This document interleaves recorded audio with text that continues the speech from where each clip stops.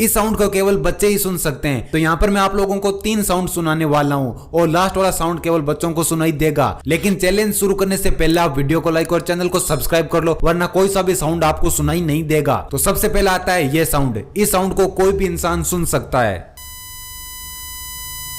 अब आता है ये साउंड। इस साउंड को केवल वही लोग सुन सकते हैं जिनके कान काफी अच्छे से काम करते हो। और अब आता है ये साउंड। इस साउंड को केवल और केवल बच्चे ही सुन सकते हैं।